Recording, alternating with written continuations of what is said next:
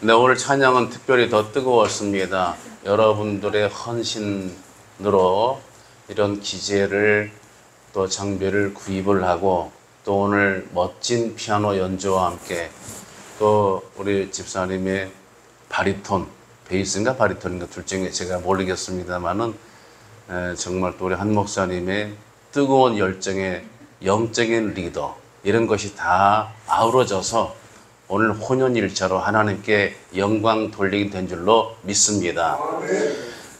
우리가 살아가는 동안에 여러 가지 힘든 일을 만날 수 있는데 현대 신학자, 스위스의 개혁주의 신학자 중에 유명한 칼 바르트라는 신정통주의 신학자가 있습니다. 이 신학자는 정말 20세기 현대 신학에 아주 중요한 역할을 했다고 평가를 받는데요. 갑자기 신학자 얘기해서 죄송하지만 이 신학자를 평가하기를 신학계에서는 변증법적 신학이다 이렇게 말합니다. 정반합으로 하는데 어떤 것이 정반합이냐? 지금의 현 상태가 하나님 보시기에 온전한 것이 아니다라고 진단하는 거죠. 그래서 반이 나와야 돼. 여기에 정말 이걸 개혁하기 위한, 그래서 충돌이 있고 그 다음에 합일점을 이루어서 다음 단계로 나가야 된다 하는 변증법적 신학으로 분류되는데, 이렇게 된 것은 칼 바르트가 봤을 때 자유주의, 인본주의가 너무나 하나님 뜻과는 상관없이 나가고 정말 육신 위주로 나가는 이런 세상의 흐름을, 이것을 하나의 문제, 위기로 진단한 거죠. 그래서 다른 말로는 위기의 신학자다 이렇게 말합니다. 제가 이렇게 어려운 신학자 얘기를 꺼낸 것은 위기란 단어를 끌어내기 위한 겁니다. 지금의 시대가 우리도 하나의 위기 시대를 살고 있기 때문입니다. 이런 면에서 성경을 보게 되면 성경에도 여러 가지 유형의 위기들이 계속 소개하고 있는 것을 볼 수가 있습니다. 창세기를 보면은 에노스를 낳고 나서 비로소 여호와 이름을 불렀더라 기록을 하고 있는데, 이 에노스도 깨지다, 부서지다, 연약하다 이런 뜻이잖아요. 너무나 이 땅의 흐름이 하나님 보시기에 참담해져서 정말 이것은 깨지고 징계로 매맞을 수밖에 없고, 그런 에노스 이름 자체가 그런 위기를 담아내고 있습니다. 그래서 이런 것을 봤을 때 또 무드셀라, 하나님이 창을 던진 바 되었다 뜻이거든요. 이 무드셀라 뜻이 하나님의 이 노아의 홍수를 예고한 물 심판, 홍수의 심판이 이제 창이 던져졌다는 뜻을 가지고 있어요.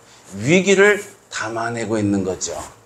그리고 노아의 홍수 이후에도 계속해서 아브라함을 불러내신 것은 하나님 편에서의 위기, 인간 삶에 너무 죄성으로 말미암아 이대로 두어서는 다 죽고 말겠다. 저들의 인간의 위기를 하나님이 진단하시고 갈대아 우르에서 한 사람을 끌어다가 이제 이스라엘 민족을 세우시려고 하는 사건이 창세기 12장의 사건입니다.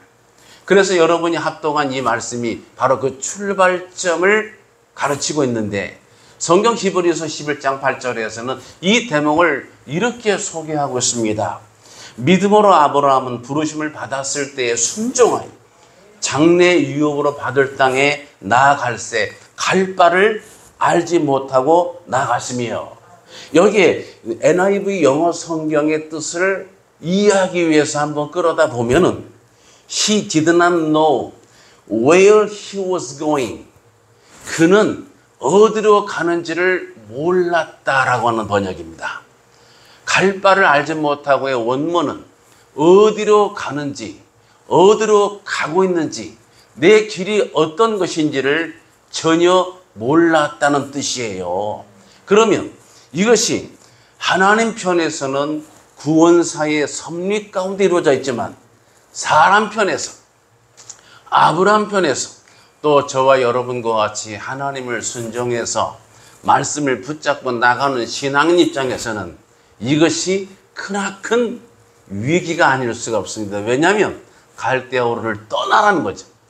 갈대아우르를 정리해서 이제 슬슬슬 빠져나와라가 아니라 딱 지정한 날짜, 그 시간부로 떠나라는 거죠. 떠나라. 저도 어제 그저께 이사해서 지금 정신이 없습니다. 막 몸도 피곤하고 이러는데 아침에 나오는데 옷이 어디 있는지 또 양말은 어디 있는지 막 헷갈려서 고생하고 나왔습니다. 아직 정리가 덜 됐습니다. 떠나는 거는 하나의 위기입니다. 그런데 여러분, 문제는 이거예요. 떠나는데 내가 정확히 보고 알고 확인하고 하면은 문제가 좀 덜하겠죠. 여러분도 어디 약속 나가실 때는 꼭 그 장소를 확인하잖아요.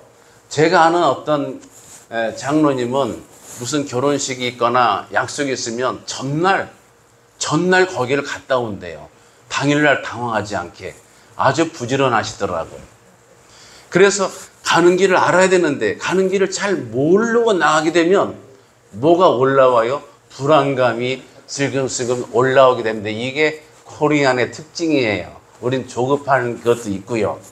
옛날에 인간관계 공동체 훈련 프로그램 중에서 장님 인도라고 하는 그런 순서가 있습니다. 두 사람씩 짝을 지어가지고 한 사람의 눈을 가리고 다른 사람이 손을 잡고 이제 밤중에 밤길을 인도하는 거예요. 산으로 갔다가 밑으로 갔다가. 내 짝이 믿을 수 있는 사람인 것을 알고 나를 넘어지게 할 사람이 아닌 것을 알고 있음에도 불구하고 어찌나 불안한지, 눈 가리고 밤길을 가는데 어찌나 불안한지 이거를 손에 힘을 꽉 주고 속으로 나 꼭 믿어 믿으라니까요. 그래 꼭 믿어 하면서 못 믿는 거죠. 이게 사람 정말 아주 불안하게 만드는 요소죠. 보이지 않습니까? 보이지 않습니까? 자, 이런 면에서 본문의 아브라함이 갈 바를 알지 못했다. 내가 어디로 가고 있는지를 전혀 몰랐다는 것은 이중 삼중의 위기입니다. 사람 편에서는 위기인 겁니다. 여러분, 아브라함이 이렇게 해서 떠나와서 그 길은 갈 바를 알지 못하는 길이기 때문에 길이 좀 오늘 갈 길이 멀 것 같습니다. 이렇게 이야기를 붙여도 될 만한 상황이죠. 그래서 하나님께서 가라고 하셔서 떠나왔잖아요. 하나님이 지시하셔서 순종함으로 나왔잖아요. 그러면 바로 어떤 생각이 바로 연결되겠습니까? 그러면 만사형통. 옛날엔 정치권에서 대통령이 형을 통하면 다 풀린다. 만사형통으로. 그렇게도 회자가 되기도 했습니다만. 만사형통을 좋아하시지만 미안하지만 아브라함이 가는 길에서는 전혀 만사형통이 아니었습니다. 여러 가지 위기를 만났습니다. 예상치 못하고 생각지 못하고 예비하지 못한 문제들을 만나야 됐습니다. 오늘은 두 가지 설명드리려고 합니다. 첫 번째는 가뭄의 위기 문제입니다. 아브라함과 사라가 가고 있는데 그 떠나온 장소 수르 땅을 떠나는데 날씨가 이 기후가 이스라엘 지역과 고대 근동의 팔레스틴 지역 여러 가지 주변의 지역은 그 어떤 목사님은 이렇게 말해요. 캘리포니아, 남부 캘리포니아 날씨와 같다. 저는 캘리포니아를 가본 적이 없어요. 그런데 마음속은 가봤어요. 운전하다가 요즘처럼 가을 하늘에 구름이 멋있잖아요. 하늘은 파랗고 구름이 얼마나 멋있는 작품이지. 할렐루야. 하나님께 감사하면서 이런 생각을 해요. 나는 내가 지금 꼭 캘리포니아 하늘을 보고 있는 것 같다. 이런 생각을 이건 아멘할 건 아니고요. 저는 그런 생각을 종종 합니다. 그래서 캘리포니아가 이상하게 낯설지가 않아요. 가보지도 않았는데 가본 것 같아. 네, 이해하시기 바랍니다. 구름이 멋있고 하늘이 파라니까 늘 그럴 때 주님 캘리포니아 하늘을 보게 하셔서 감사합니다. 이런 말 있잖아요. 땅 한 평 없는 사람이 땅 한 평 가진 거 없는데 하늘을 보고 감사해서 하나님 땅 한 평은 없지만 하늘 5만 평을 주셨네요. 할렐루야. 아, 저는 그 믿음을 저도 아멘을 받습니다. 동의하시죠? 하나님이 5만 평의 하늘을 주셨습니다. 여러분 각자 가지시기를 축복합니다. 오늘 예배 끝나고 옆 사람 눈 가리고 보지 말라고 하지 마세요. 내 거라고. 그런데 이제 남부 캘리포니아 날씨가 여름과 겨울이 확 나눠진대. 우리나라는 이제 그 사계절 있죠. 근데 이제 거기는 여름은 건조하고 겨울이 습해요. 이스라엘 쪽 날씨가 그래요. 건기 우기가 있잖아요. 그래서 여러분 4월부터 10월까지는 비가 좀처럼 오질 않아요. 그 다음에 또 이제 이어서 10월부터 2월, 3월까지 사이가 비가 자주 오는 우기가 됩니다. 그러니까 본문에서 나타난 이 상황을 보게 되면 그 우기 때보다는 건기 때에 길을 나섰을 가능성이 큰 거죠. 그래서 고대 근동에서 한 해 농사를 잘 짓느냐 못 짓느냐 성공 실패 여부는 어디에 있을까요? 이 비에 대한 정보, 이른 비와 늦은 비를 잘 숙지한 집안이 농사를 성공하는 거예요.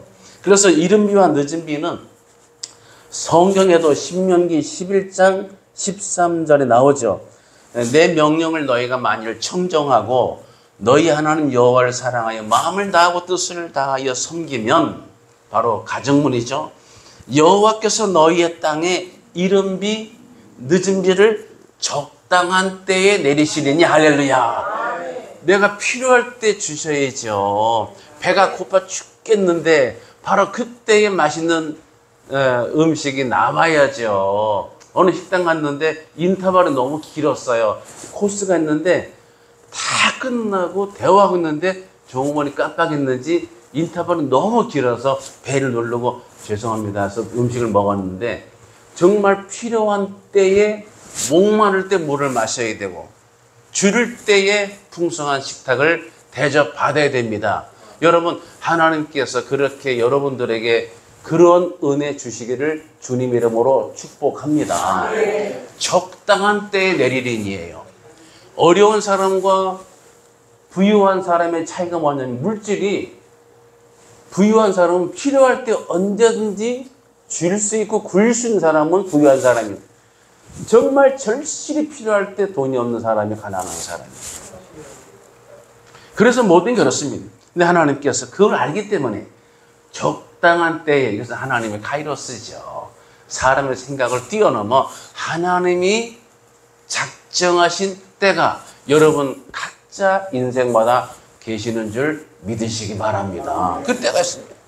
그래서 이른 비는 땅을 부드럽게 해서 그때 이제 씨를 뿌릴 수 있도록 고르게 하는 것이고, 그 다음에 늦은 비에서는 열매를 잘 익도록 수분을 공급해서 이제 수확을 돕는 역할을 하고 있습니다. 그런데 아브람과 롯이 가나안에 도착했을 때 그 땅이 하나님이 가라고 해서 도착을 했는데, 극심한 어떤 때예요? 우기가 아닌 건기, 가물었을 때입니다. 그래서 문제가 뭐냐면 가축을 먹일 물이 없잖아요. 사람도 사람이지만 말 못할 짐승이 줄이거나 물을 못 마셔서 막 낑낑거리는 것은, 여러분 동물을, 가축을 사랑하는 사람들은 다 아시잖아요. 말 못할 짐승이 말 못하고 막 괴로워하는 것을 얼마나 시원하게 생각하십니까? 그래서 이런 것들을 인해서 어떻게 했냐면은, 사람들이 그쪽에 가나안 지역의 목자들이 물이 없는 건기 때에 물을 구하기 위해서 나무로 내려가서 거기에 나일강 삼각주 지대에 갑니다. 물이 많기 때문에. 거기를 가게 돼서 아브라함도 성경 보면 애굽으로 내려갔다고 기록을 하고 있는데, 바로 그런 이유 때문이에요. 가뭄의 위기가 아브라함에게 가지 말라고 하시는 애굽으로 내려가지 않으면 안 되게끔 그런 여건이, 상황이 그를 인도한 거예요.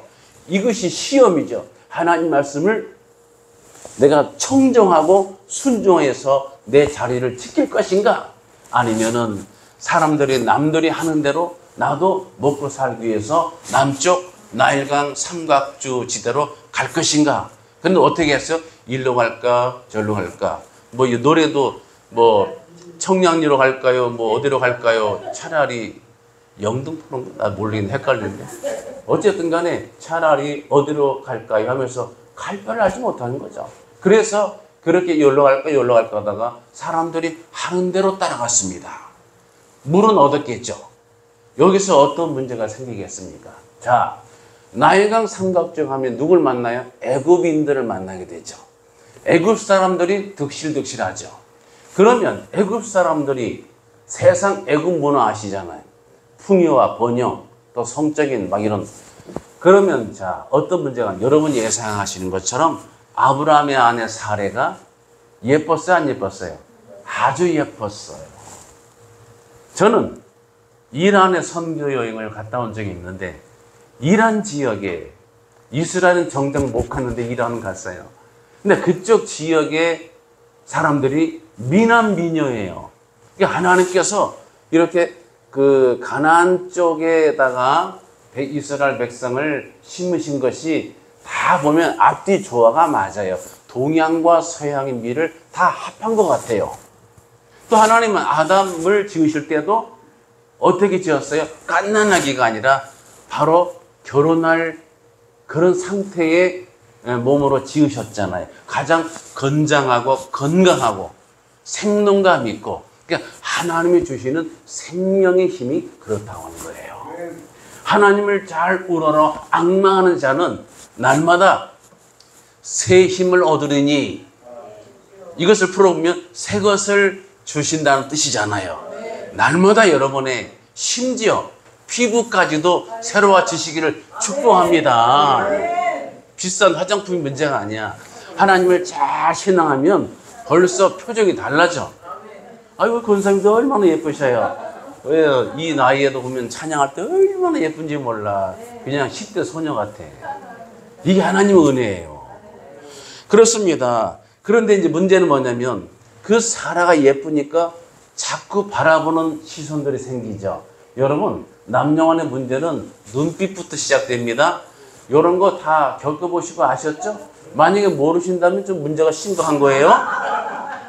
네? 문제가 심각한 거예요.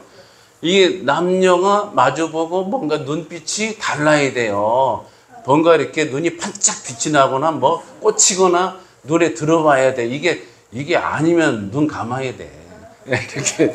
자, 그런데 사례를 보는 눈이 예사롭지 않은 것을 누가 알았어? 남편 아브라함이 알게 되죠. 자, 남자들은, 애굽의 남자들은 자기 아내를 봅니다. 남편은 자기 아내를 보는 남자의 눈을 봅니다. 이렇게 되는 거예요. 보니까 한둘이 아니야. 여러 남자들이 자기 사례를 눈독 들이고 있는 거죠. 그러니까 위기를 느꼈겠죠.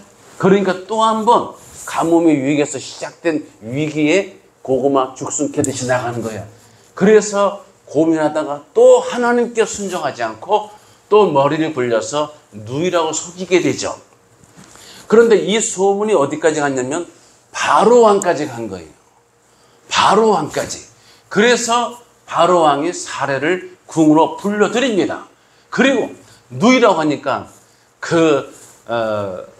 아브라함에게 굉장히 귀한 선물을, 선심을 써서 제공하게 되죠. 그러면 자, 일반 가난한 사람이 슈퍼마트를 열어서 이런 말 있잖아요.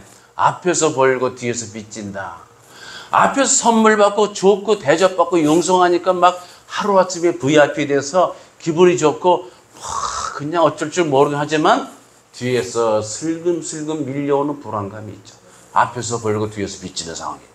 지금 자기 아내를 아내라 부르지 못하는 거예요. 아버지를 아버지라 부르지 못하는 길동이의 마음과 똑같은 거죠. 홍길동. 그래서 이런 상태에서 거짓말을 하면서 선물을 받는데 성경에서 어떻게 합니까? 아브라함이 망쳐놓은 농사예요. 아브라함의 그 선택이 여러분 믿음의 조상이라고 했지만 그 믿음의 조상이라고 하는 사람조차도 얼마나 믿음에 떨어지고 있는가를 성경이 보여주고 있는 거예요. 여러분, 그래서 다른 사람에게도 용납할 줄 아는 믿음이 있어야 돼. 아브라함도 이렇게 잘못된 선택을 하고 있잖아. 자꾸 애굽으로 내려가지 말라고 내려갔고, 누이라고 거짓말에 속였고, 그 다음에 그런 선물을 거짓으로 인한 선물을 받은 거죠. 여러분 이상한 선물 안 받는 게 좋습니다. 그래서 이상한 사람들이 갑자기 돈 봉투 내밀 때나 갑자기 밥을 사 먹이거나 뭔가 갑자기 친절해지면 일단 의심부터 해봐야 돼. 그래서 제가 쓰는 말이 이 세상에 바늘 없는 미끼가 없다. 이런 걸 여러분 세상 상식적으로도 한번 생각하셔야 돼요. 자, 아브라함이 이렇게 해서 농사를 망쳐버렸네. 그러자 하나님께서 개입하셔서 그 바로를 책망하시고 꾸짖으셔서 사라를 돌아오게 하나님이 개입하셨습니다. 사람이 농사를 망친 것을 하나님이 복구를 하도록 이끄셨다 이 말이에요.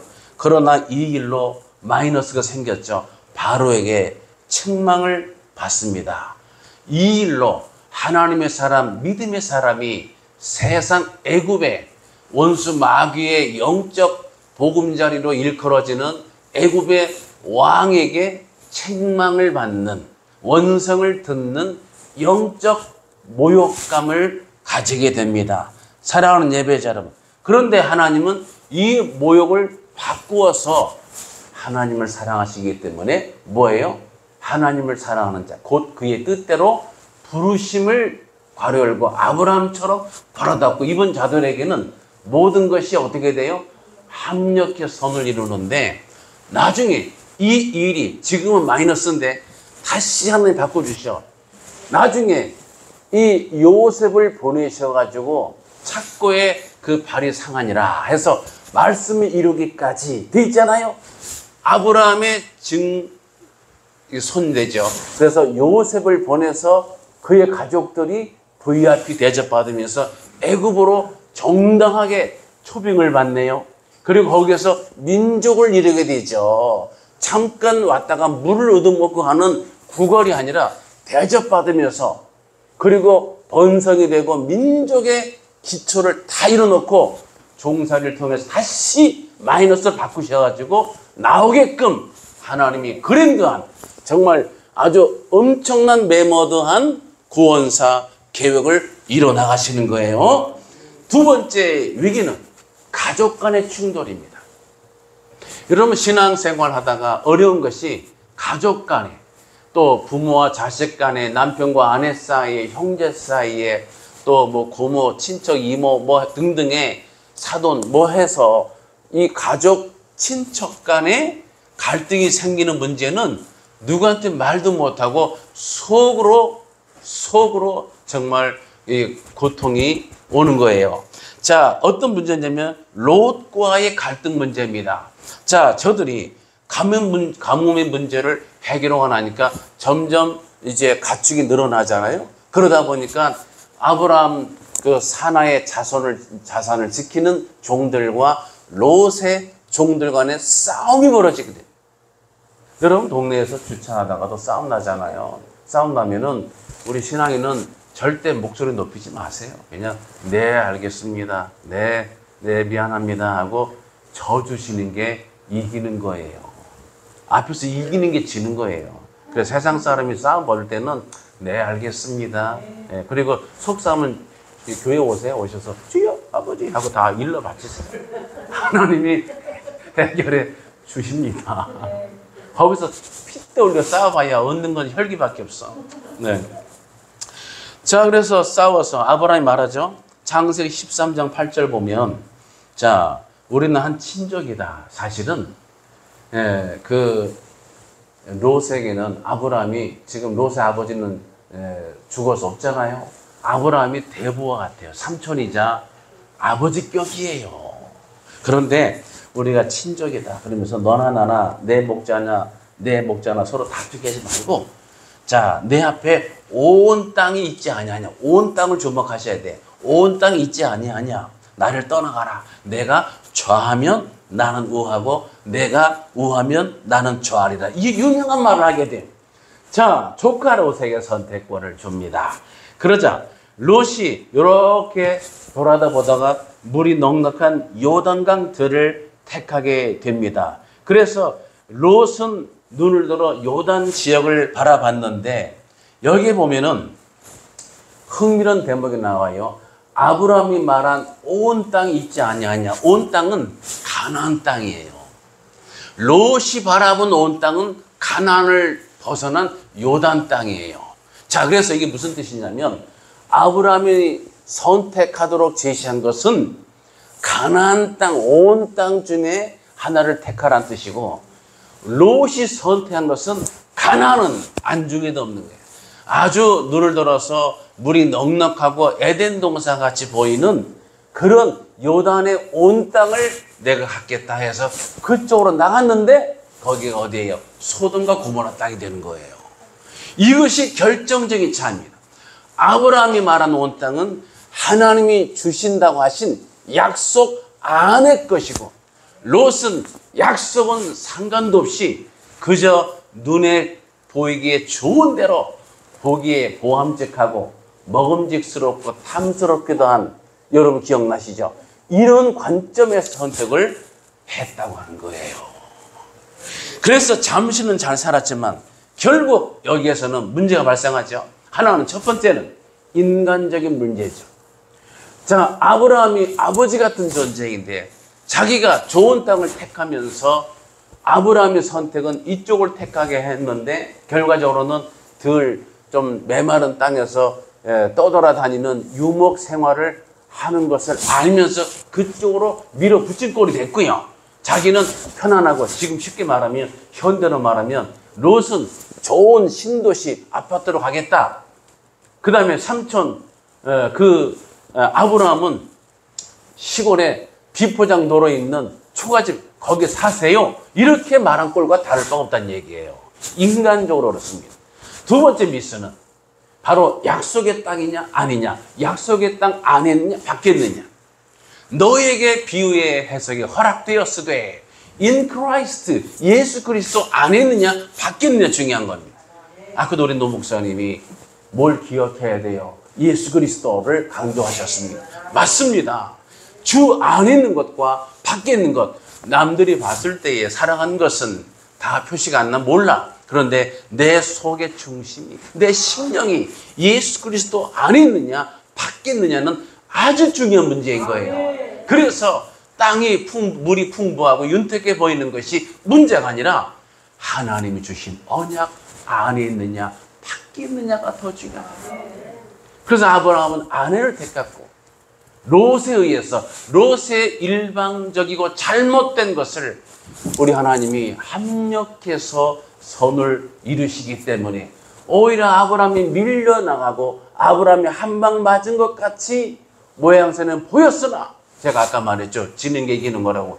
졌더니 이기게 된 줄 믿으시기 바랍니다. 그래서 약속의 땅에 아브라함이 거하고 롯은 약속을 벗어난 땅으로 흘러가게 됐습니다. 나중에는 소돔 멸하실 때에 하나님이 또 아브라함의 중보기도 통해서 끌어내긴 했지만, 여러분 이런 선택이 바로 이 가뭄의 위기와 가족의 위기를 통해서 일어난 일들이에요.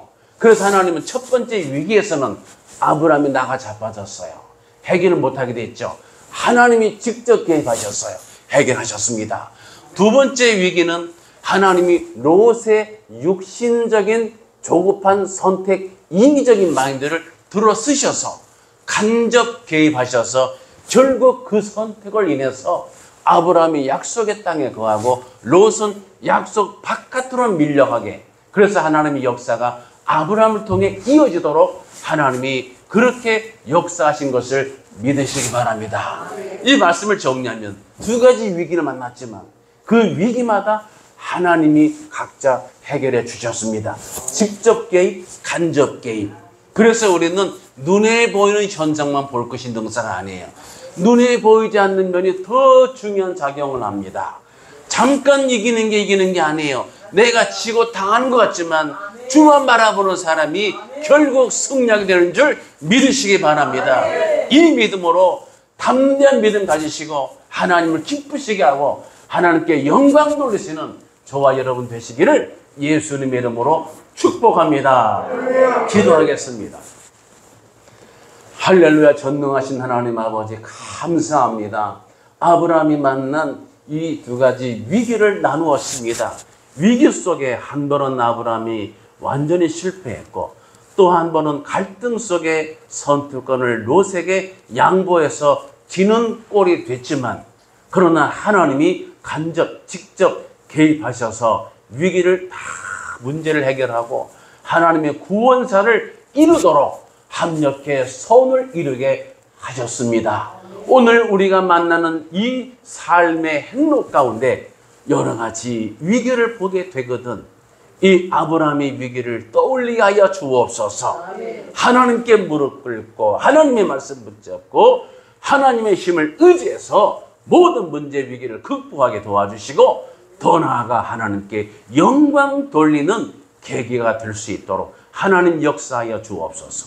믿사옵고 예수님 이름으로 기도드리옵나이다. 우리를 죄에서 구원하신 우리 구주 예수 그리스도의 귀하신 은혜와 하나님 아버지의 크고 무한하신 사랑하심과 성령님의 감동, 감화, 인도, 교제하심이 오늘 함께 예배하는 모든 예배자들 머리 위에와 저들의 가정 위에와 관계된 모든 일들 위에, 자녀들의 진로와 비전 위에, 그리고 나라와 민족 위에 함께 있을지어다. 아멘.